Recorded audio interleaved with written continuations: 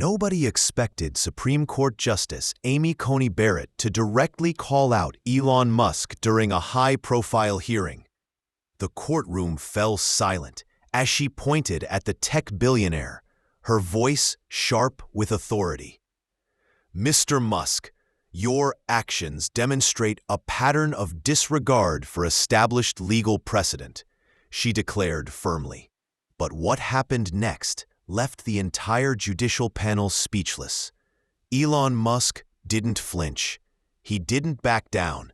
Instead, he calmly opened a folder that would change everything. The legal challenge that was supposed to humble the world's richest man was about to backfire spectacularly. If you want to see true brilliance in action, watch this entire video.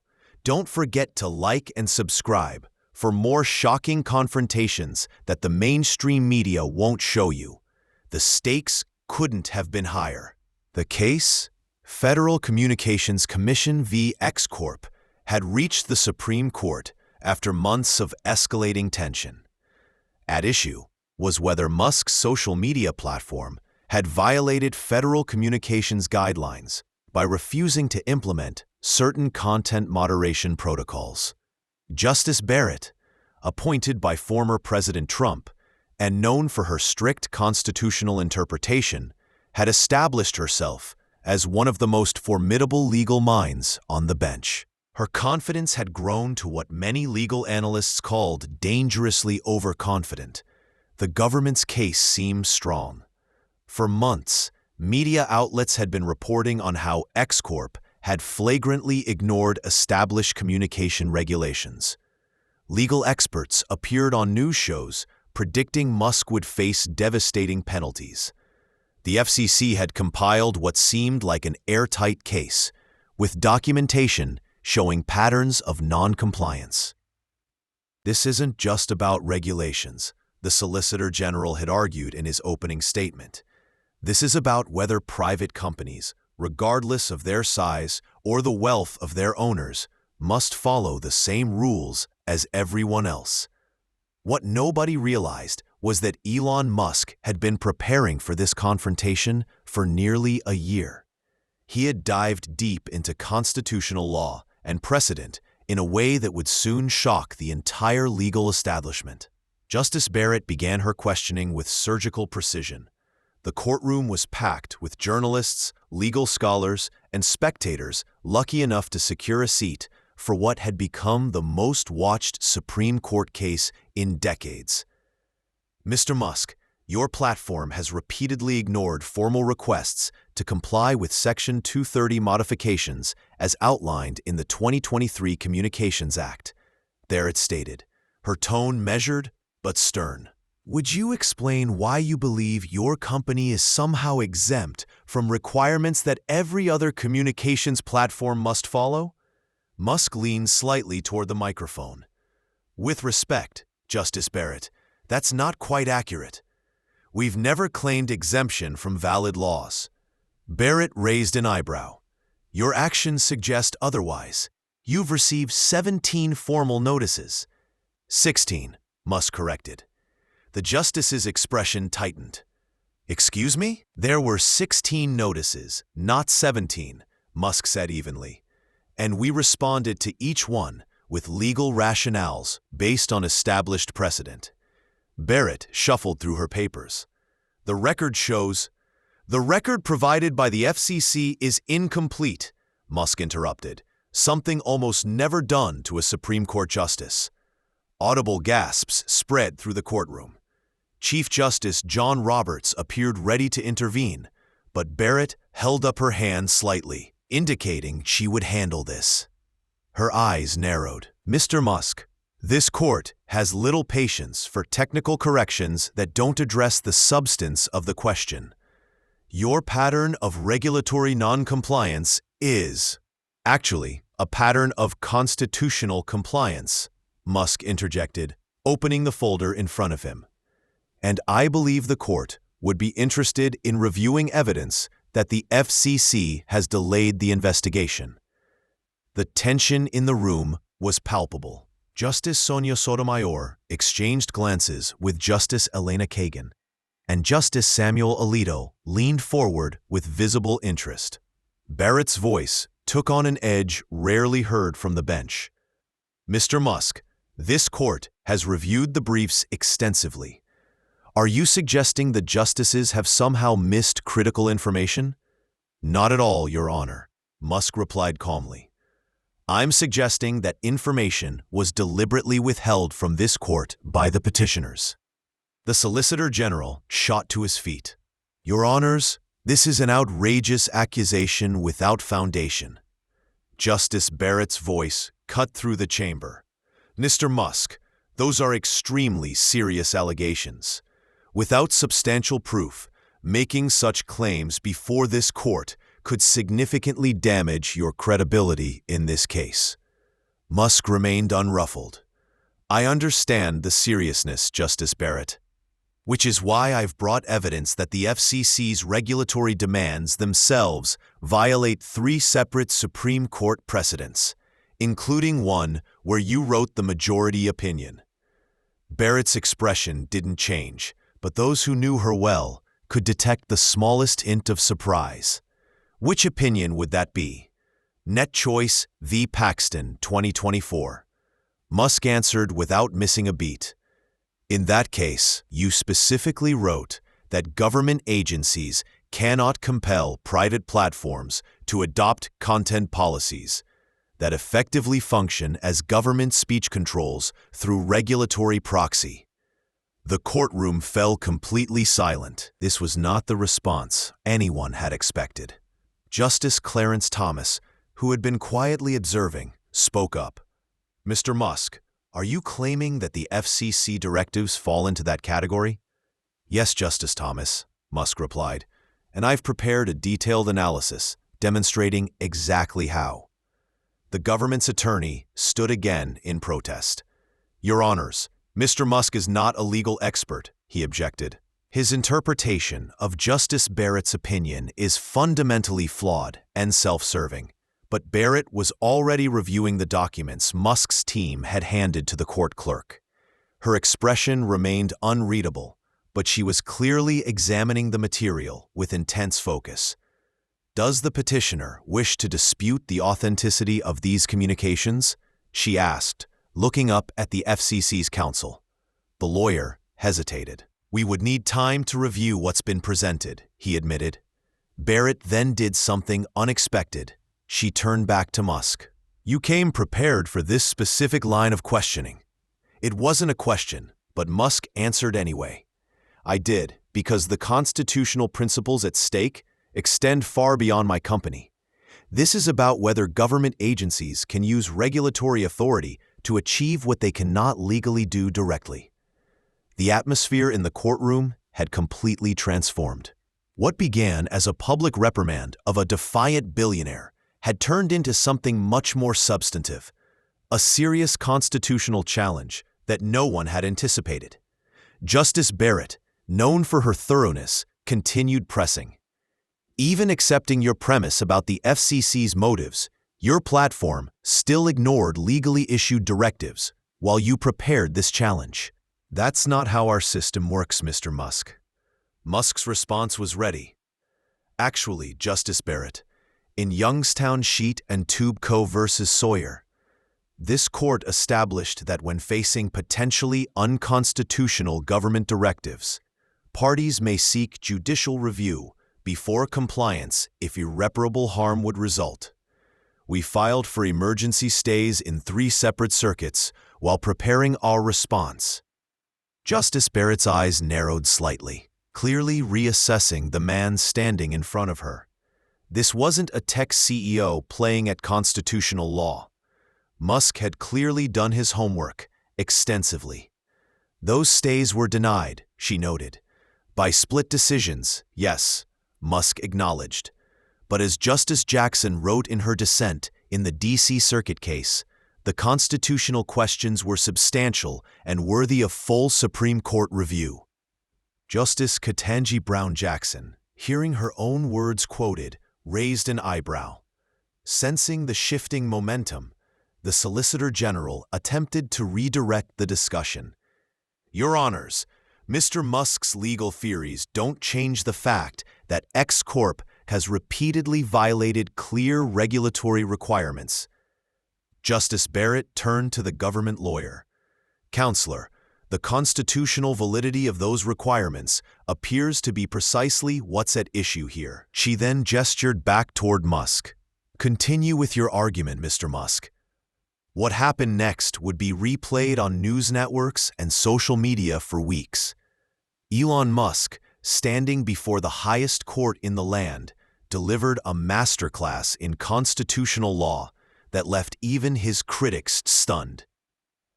I'd like to direct the court's attention to page 47 of the materials provided, Musk said, his voice steady. These are internal FCC communications obtained through FOIA requests that explicitly apply to X Corp. Musk flipped through the documents. For example, he continued, on page 47, an FCC official wrote, "The technical compliance regulations give us an alternative pathway to achieve the same outcome." A murmur spread through the courtroom. Several justices were now reviewing the documents with visible interest. Justice Barrett looked up, her gaze intensifying. "Mr. Solicitor General," she said coolly, "would you care to address these documents?" The government's lawyer appeared momentarily flustered. Your Honor, without context, isolated communications can be misleading. The FCC's regulatory actions were taken in good faith to enforce legitimate public interest standards. The context is provided in the subsequent pages, Musk interjected. They include meeting minutes where officials explicitly discussed using technical compliance regulations as a pretext. He flipped to another page. Their words, not mine, to pressure platforms into adopting certain standards. Justice Barrett turned back to the Solicitor General. Counselor? Your Honor, he stammered. These documents were not part of the record in the lower courts. We would need time to review them. That's because the FCC successfully moved to seal them, Musk said. We obtained them only 3 weeks ago through a separate FOIA lawsuit that concluded in the Ninth Circuit. Justice Alito spoke up. Mr. Musk, are you suggesting there was a deliberate attempt to conceal these communications from the courts? The evidence speaks for itself, Justice Alito, Musk replied. The FCC knew these directives contradicted this court's ruling in net choice. Rather than respect that precedent, they sought to circumvent it through technical regulations. Justice Barrett was now fully engaged. Her initial skepticism transformed into deep concern. Mr. Musk, your legal argument goes beyond simply citing precedent. You're essentially claiming the FCC engaged in regulatory pretext to achieve unconstitutional ends? Exactly, Justice Barrett, Musk said. And not just any unconstitutional ends. Ends specifically forbidden by your opinion less than a year ago. The moment was powerful. For the first time, Justice Barrett seemed to truly consider the substance of Musk's argument with the seriousness it deserved. Your Honor, Musk continued, I'm not a lawyer by training, but I've spent thousands of hours studying constitutional law in preparation for this case, because I recognized something fundamental was at stake. When I read your opinion in Net Choice, I was struck by your clarity on government attempts to control speech through regulatory proxies. He then quoted from Justice Barrett's opinion. When government power leverages regulatory authority to indirectly achieve what the First Amendment forbids it from doing directly, courts must be especially vigilant. Those words guided our response to the FCC's directives, Musk added quietly. The courtroom remained completely silent.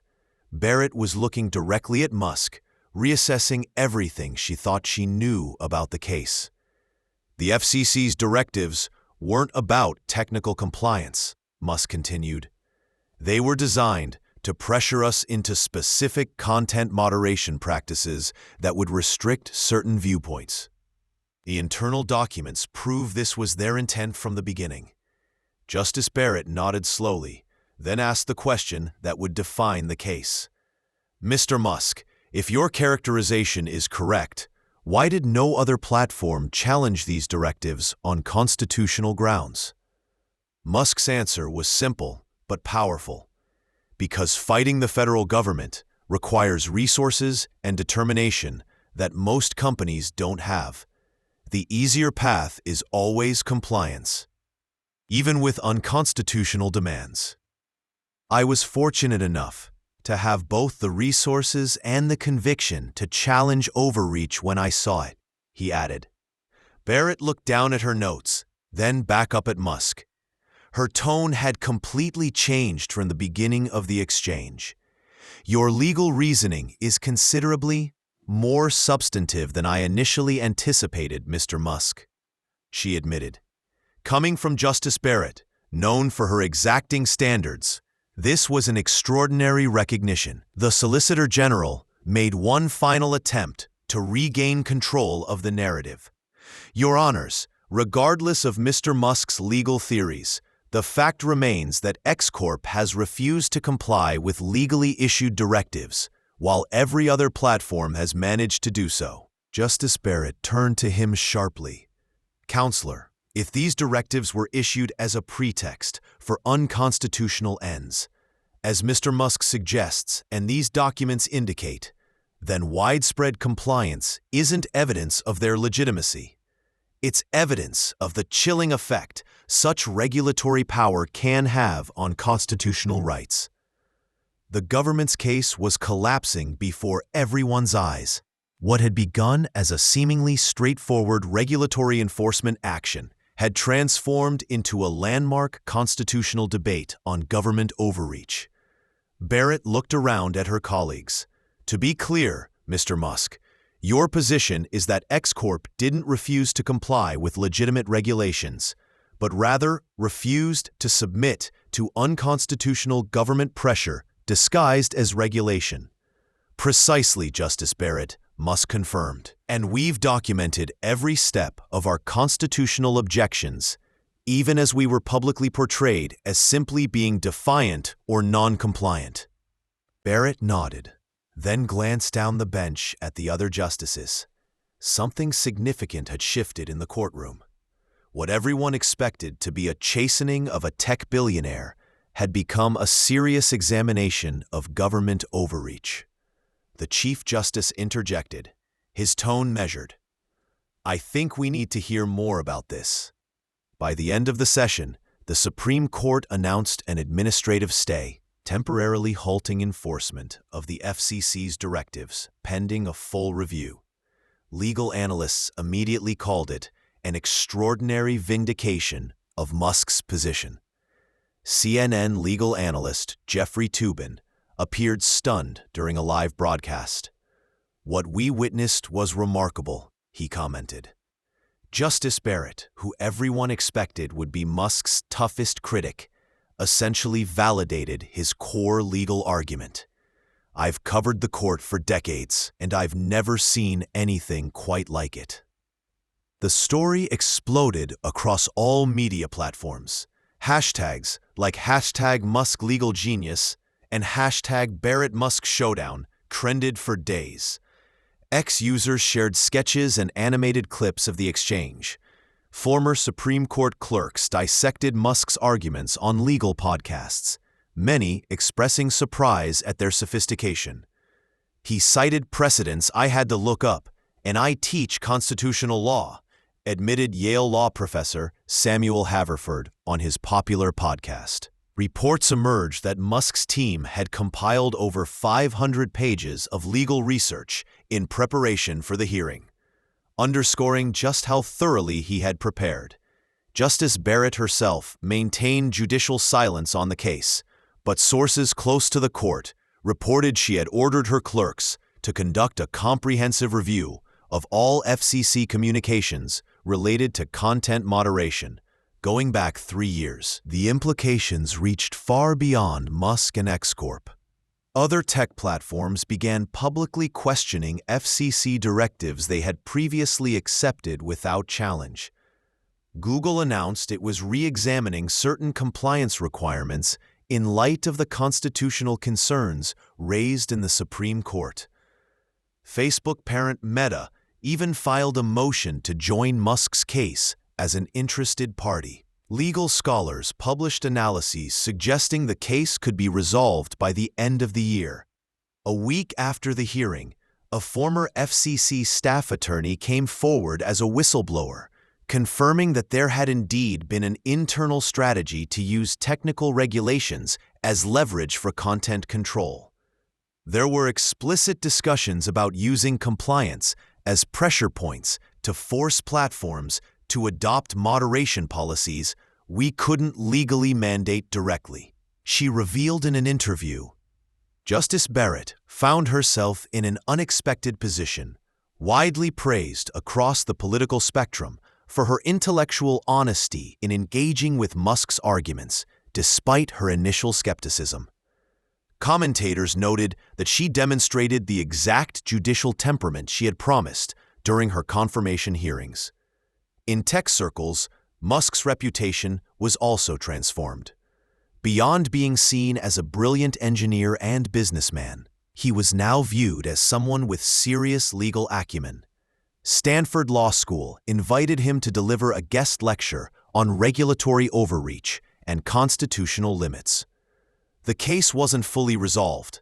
Oral arguments would continue, and a final decision was still months away. But the momentum had clearly shifted. Experts increasingly predicted a landmark ruling that would establish new boundaries on how government agencies could use regulatory authority when it intersected with First Amendment issues. During a press conference on the courthouse steps following the court's stay announcement, a reporter asked Musk about his surprising legal knowledge. "I'm not a lawyer," he responded with a small smile.